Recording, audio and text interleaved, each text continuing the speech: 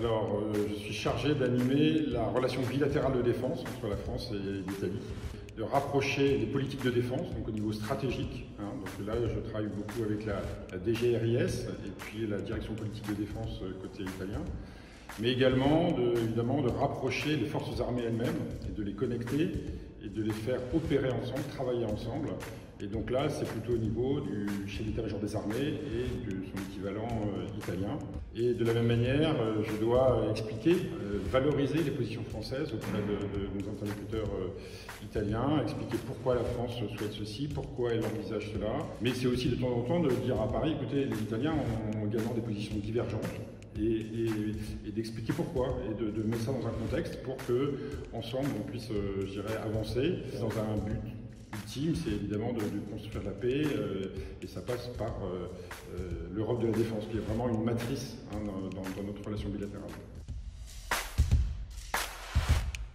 Construire la paix pour aller dans le sens de la diplomatie française.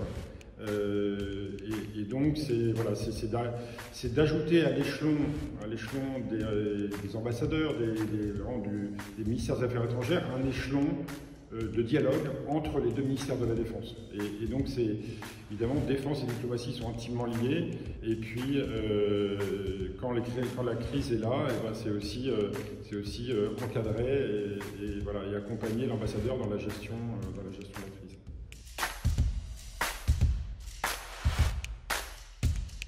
Alors ce sont les États membres, évidemment, c'est le service européen d'action extérieure qui sont à la manœuvre, mais ce livre blanc, dont les prémices ont été lancées dès la présidence allemande, donc en 2020, et vont aboutir sur la présidence française. Donc la présidence française, là-dedans, a un rôle important. Alors évidemment, la France essaye, en tant qu'État membre, d'avancer selon des actes qui lui tiennent à cœur, mais en même temps, ce double rôle d'arriver aussi à garder une certaine neutralité dans cette action, essayer de voir si on est bien aligné entre nous et si on peut, avec un petit nombre d'États au sein de l'Union européenne, servir de moteur pour les 27, parce qu'on n'est pas tous au même état d'avancement. Et donc, c'est vrai qu'il y a des États qui sont moteurs.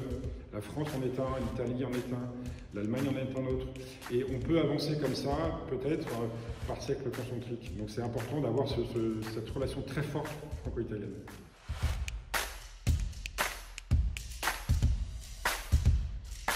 Alors, elle est dotée d'un attaché d'armement, ce qui n'est effectivement pas le cas de toutes les missions de défense, parce que, évidemment, la relation d'armement est structurante dans notre relation de défense. L'industrie de défense en Italie, c'est un secteur en pointe, en France également. Donc on a vraiment deux raisons, une raison très forte de travailler ensemble. Et on a une volonté partagée des deux pays de consolider non pas simplement notre petite base industrielle nationale, mais de créer une base industrielle technologie de défense européenne. Alors, l'attaché de défense est assisté d'attachés adjoints par armée. Chaque attaché de défense adjoint a lui-même un réseau d'officiers insérés, d'officiers d'échange dans les états-majors, voire même sur les bâtiments de guerre. Ça permet de garder le contact avec les forces directement et de finalement ne pas être isolé dans notre ambassade. C'est vraiment un moyen d'être au contact direct des armées italiennes.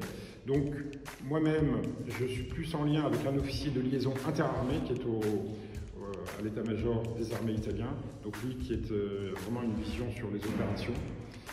Et mes adjoints, eux, pilotent et sont en contact avec des officiers d'échange dans chacune des armées. Voilà, armée de terre, armée de l'air, marine. Cette culture stratégique commune, elle se construit dès l'âge de 20 ans. Moi, j'aime à dire que j'avais été assez marqué quand j'étais élève officier d'avoir eu des instructeurs étrangers qui m'ont donné l'ouverture sur d'autres pays. Et ça, c'est vraiment majeur. Je retiens vraiment ce que j'ai pu faire au tout début de ma carrière quand on est sur le terrain, en mer, des navigations. Moi, j'ai participé à des équipes de visite. Vous savez, quand on part à l'abordage, à l'assaut d'un navire qui est en infraction, là, il s'agissait d'un contexte de police des pêches. Mais voilà, c'est vraiment dans les terres australes, il fait froid, il fait nuit, il y a des creux, on part sur un vol direct un peu poussif parce qu'à l'époque on n'a pas des moyens très forts. d'accord. Et voilà, ça, on se dit, là on est vraiment au cœur de notre vocation. Finalement c'est encore plus fort que quand on est auprès des hautes autorités. Le terrain, la mer, ça reste mon expérience